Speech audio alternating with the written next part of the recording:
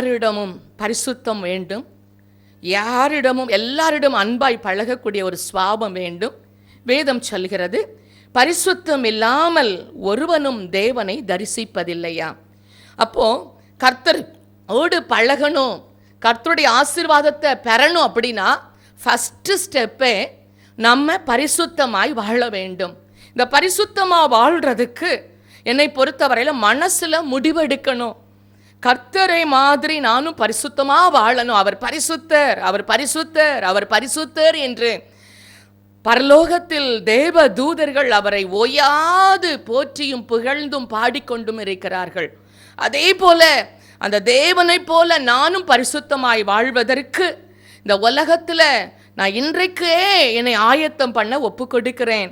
உங்கள் சிந்தனையில் சிந்திக்கணும், இருதயத்தில் கொண்டு வரணும், அதற்காக ஸ்டெப் எடுக்கணும், அதற்காக உங்கள் வாய்களின் வார்த்தைகள் இருதயத்திலிருந்து புறப்படும். எல்லாம் சரியாக இருக்கா, நம்ம ஓட்டம் சரியா வாழ்கிறோமான்னு சொல்லி நம்மளை பார்க்க ஒப்பு கொடுத்து விடுவோமே ஆனால் நிச்சயமாகவே பரிசுத்தமுள்ள அந்த தேவனோடு இணைந்து கொள்ள இந்த உலகத்திலே கர்த்தர் நம்மளை ஆயத்தம் பண்ணிவிடுவார். இது எப்படி ஆயத்தம் பண்ணலாம் என்று பார்த்தால், நம்ம முழு இருதயத்தோடு பரிசுத்தத்தை நாட வேண்டுமா? முழு இருதயம் என்றால் ஒரு நாள் ஒரு மாதிரியும் இன்னொரு நாள் ஒரு மாதிரியும் அல்ல, என்னைக்கும் ஒரே மாதிரி, என்றைக்கும் ஒரே மாதிரி. லைஃப்பில் 365 நாட்கள் இருக்கிறது என்றால் ஒரு வருடத்தில் அந்த ஒவ்வொரு நாளும் நம்ம லைஃப்பை செக் பண்ணி நேற்று எப்படி இருந்தோம், இன்றைக்கி அதை விட எப்படி இருக்கிறோம், நாளைக்கு என்ன செய்ய போகிறோம், நாளைக்கு இன்னும் எப்படிலாம் கர்த்தரோடு உறவாட இன்னும் பரிசுத்தமாக மாற இன்னும் என்னெல்லாம் செய்யணும் என்று சொல்லி பரிசுத்தத்தை நாடுவதற்காக நிறைய பிளான் பண்ணி அதற்காக வாழ்கிற வாழ்க்கை தான் முழு இருதயத்தோடு கர்த்தரோடு சேவை செய்யவும் அவரோடு வாழவும் முடியும். தேவனை தரிசிக்க வேண்டும் என்றால் நம்ம பாருங்களேன், நம்ம ஒரு நல்ல வேலைக்கு போகணும் அப்படின்னா நல்ல ஒரு ஆளை போய் பார்க்க போகிறோம். சில பேர் சொல்லுவாங்க, நல்ல மினிஸ்டரை பார்க்கணும், நல்ல எம்பியை பார்க்கணும், ஏரியா எம்பியை போய் பார்க்கணும், நல்ல வேலை இடத்துல உயர் ஸ்தலத்தில் இருக்கிற அதிகாரியை போய் பார்க்கணும், அவங்ககிட்ட போய் ப்ளீஸ் பண்ணணும், அவங்க காலில் போய் விழுந்து அழணும், எப்படியாவது நம்ம மனபாரத்தை கொட்டணும், எப்படியாவது அவர் இறங்குவார் என்று சொல்லி நல்ல யாருக்கிட்ட போய் கேட்டால் நமக்கு உதவி செய்வாங்க அப்படின்னு சொல்லி இந்த உலகத்திலேயே நல்ல நல்ல மேன்மையான இடத்துல இருக்கிற ஆளை நம்ம என்ன செய்கிறோன்னா சூஸ் பண்ணுறோம். இப்போது நம்ம ஆண்டவர்கிட்டருந்து ஆசீர்வாதத்தை பெறணும். இப்போ ஆண்டவர்கிட்டருந்து ஆசீர்வாதத்தை பெறதுக்கு முதலாவது ஆண்டவரை தரிசிக்க முதலாவது நம்ம நாட்டம் கொள்ள வேண்டும். ஆண்டவரே, இந்த இடத்துல நான் வந்திருக்கிறேன், உமது தெய்வ சமூகத்தில் வந்திருக்கிறேன் என்று சொல்லி தெய்வ சமூகத்தில் அவரை பார்க்க நம்மளை ஆயத்தம் கொள்ள வேண்டும். நம்ம எல்லாம் சொல்லுவோம், தெய்வ சமூகம் உனக்கு முன்பாக செல்லும், அதற்கு பின்னால் கர்த்தர் உன்னோட தடைகளெல்லாம் நீக்கி போட்டு முன்னால் வாராருன்னு சொல்கிறாங்க.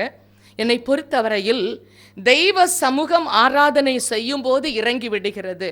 அவர் சமூகம் நம் மத்தியில் வந்துடுது. அந்த சமூகத்துக்குள்ளே போக வேண்டிய ஆள் நம்ம தான். அந்த சமூகம் வந்துடுச்சு அப்படின்னு சொல்லி, தேவனுடைய பிரசன்னம் வந்தது என்று சொல்லி அந்த பிரசன்னத்தை பார்த்துட்டு அமைதலாக இருந்தால் எந்த ஒரு மிராக்கிளும் நடக்காது, எந்த ஒரு அற்புதத்தையும் நம்ம பெற முடியாது. தெய்வ சமூகத்தில் தேவனை தரிசிக்கணும், எப்படியாவது என் ஏசப்பாவை நான் பார்க்கணும், என்னுடைய சொந்த கண்ணால் பார்க்கணும், அவர் உருவாக்குன இந்த கண்களால் அவரை பார்க்கணும், அவர் உருவாக்குன அந்த கரங்களால் அவரை தொட்டு பார்க்கணும், அவரோடு இணைந்து அவருடைய நாவோடு என் நாவு இணைந்து பேசணும். இப்படி அவரோடு இணையக்கூடிய ஒரு பரிசுத்த வாழ்க்கையை நம்ம நாடினால் நம்ம அதை எப்படி தேடணுங்கிற வழியை ஆண்டவர் கற்றுக் கொடுப்பார். என்னுடைய ஆவிக்குரிய ஜீவியத்திலே என் ஆண்டவராகிய இயேசு எனக்கு கற்றுக் கொடுக்கிற பாடம் அதுதான். கடந்த வாரத்தில் நான் உறங்கிக் கொண்டிருக்கும் போது என்னுடைய கைகள் கால்கள் எல்லாம் நீட்டின காலை மடக்க முடியவில்லை, மடக்கின கையை நீட்ட முடியவில்லை. அப்படிப்பட்ட ஒரு வேதனை, அப்படிப்பட்ட ஒரு துன்பம். காலையில் எழும்பி நான் கர்த்தரோடு ஜெபிக்க வேண்டும், பேச வேண்டும், ஆயத்தமாக வேண்டும். ஆனால் என் சரீரம் அதற்கு ஒத்துக்கொள்ளவே இல்லை. என் இருதயத்திலே ஆண்டவரோடு மனதிலே ஆண்டவரோடு சொல்லுகிறேன், ஆண்டவரே இந்த பலவீனத்தை உமால் ஒன்றுமே செய்ய முடியாதா என்று என் மனதில் நினைக்கிறேன். ஆண்டவரே, ஏன் எழும்பும் போதே எழும்ப முடியவில்லையே என்று நினைக்கும் போது எனக்கு பரலோகத்தில் ஆண்டவர் பேசுகிற ஒரு தரிசனம் காட்டப்படுகிறது. ஆண்டவர் அந்த இடத்திலே நிறைய பரிசுத்தவான்களோடு அமர்ந்திருக்கிறார். அவர் சொல்கிறார், என் மகளுக்கு இதை உங்களுக்கு சொல்ல முடியாதா? அவளுக்கு நான் எப்படிப்பட்டவர் என்பதை உங்களுக்கு விளக்க முடியாதா? நான் அவரை சிருஷ்டித்து, அவளை சிருஷ்டித்து தாயின் கருவிலே உருவாக்கி அந்த நரம்புகள் எலும்புகளை எல்லாம் உருவாக்கினவர் நான். அந்த சரீரத்தின் எலும்புகளை செயல்பட மறந்துவிட்டேனோ?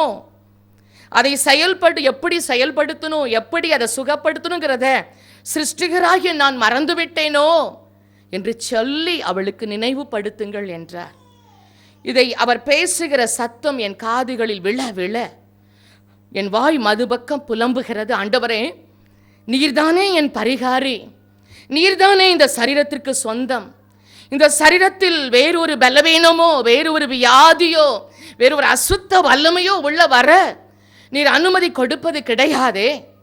என்னை அறியாமல் ஒரு பலவீனம் வந்ததென்றால் அது எப்படி என்னால் சகிக்க முடியும் என்று சொல்லி உமக்கு எல்லாம் செய்ய முடியும் என்று நான் நினைக்கும் வேளையில் என் கை கால்கள் மீண்டுமாய் சரிப்படுத்தப்பட்டது. நான் எழுந்து ஆண்டு சமூகத்தில் முழங்கால் படியிட்டேன்.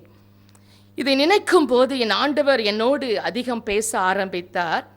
ஒரு மனுஷனுடைய ஆத்துமா ஆண்டவரோடு நெருங்கி ஐக்கியம் கொள்ள பரிசுத்தம் மிகவும் தேவை. நீங்கள் காலை மேலே எழும்பி, என் ஆத்துமா உங்களுக்கு தான், நான் உங்களை மேலே தான் வாஞ்சியாக இருக்கிறேன், எனக்கு நீங்கள் இல்லாமல் பரிசுத்தமாக வாழ முடியாது, என் ஆத்துமாவை நீங்கள் ஃபில் பண்ணாமல் நீங்கள் என்னால் நிச்சயமாக உங்களோட இன்னும் க்ளோஸாக நான் பழகாமல் நான் அந்த 24 ஹவர்ஸும் ஒவ்வொரு நாளும் பரிசுத்தமாக காத்துக்கொள்ள முடியல. என் ஆத்மாவில் திடீர்னு கலக்கம் வந்துடுது, பயம் வந்துடுது, திடீர்னு சத்துரு கொண்டு வருகிற போராட்டம் நினைவு வந்துடுது, நாளைக்கு நடக்க போகிற சம்பவத்தை நினைத்து எனக்கு ரொம்ப பயமாக இருக்குது, என் லைஃப்பில் என்ன ஆகுமோன்னு சொல்லி ஒரு துக்கம் என்னை பிடிச்சிருது, இதனால் என் பரிசுத்த வாழ்க்கை கெட்டுருது, இதனால் உங்கள் அன்பினால் நான் மாறாமல் மிகவும் கலக்கமும் கவலையுமாய் மாறிவிடுகிறேன் என்று சொல்லி ஒவ்வொரு மனிதனும் ஒவ்வொரு நாளும் கர்த்தரோடு உறவாடினாலும் கர்த்தரோடு பேசினாலும் அந்த ஆத்துமா தேவனில் பலன் கொள்ளாமல் வெறும் ஆவியில் மட்டும் நிறைந்து சரீரத்தில் மட்டும் பலன் அடைந்தால் அந்த ஆத்துமா சோர்ந்து போகும்போது இந்த சரீரம் பலவீனத்தினால் பாதிக்கப்பட்டு விடுகிறது. உங்க ஆத்துமா ஸ்ட்ராங் ஆகணும். உங்க ஆத்துமாவை பிசாசு டச் பண்ண விடக்கூடாது. உங்க ஆத்துமாவில் உறுதி இருக்கணும், உறுதியான நம்பிக்கை இருக்கணும். இப்படி ஒரு மனுஷன் மாறிட்டானா அந்த ஐக்கியம் உங்க விசுவாசிகளோடு மற்றவங்களோடு பழகும் போது என்ன ஆகும் தெரியுமா? உண்மையாக சொல்லுகிறேன், ஒரு மனுஷன் ஆண்டவரோடு ரொம்ப நேரம் பழக பழக அந்த ஆத்துமா ஸ்ட்ராங் ஆக இந்த இடத்தில் வருகிற எத்தனை விசுவாசிகள் வந்தாலும் அவருடைய பாவங்கள், அவங்க பாவியா இருந்தா கூட, நமக்கு தெரியாட்டா கூட, நம்முடைய ஐக்கியம் தேவனோடு இருக்கிறபடினால் அவங்களுடைய பாவங்களை குறித்து அவங்கள் உள்ளுணர்வு அடைந்து உடனே இயேசுவின் நிறைவான ஐக்கியம் நமக்கூட இருக்கிறத பார்த்து அந்த பிரசன்னத்தினால் அவங்க தொடப்படுறாங்க. எப்படி ஒரு மனிதன் ரட்சிக்கப்படுகிறான் தெரியுமா? பரிசுத்தமாய் வாழ்கிற, உண்மையாய் தேவனோடு இணைந்து ஐக்கியம் கொள்ள கொள்ள அந்த தெய்வ பலன் இறங்கி தெய்வ பக்தி விருத்தி அடைய அவன் தெய்வ சமூகத்தில் நிற்கும் போது, தேவனுடைய பிரசன்னம் அவனை மூடும் போது, பாவியாய் இருக்கிற ஒவ்வொரு உள் உணர்வும், பாவத்தினால் பிடிக்கப்பட்ட எல்லா வல்லமைகளும் விலகி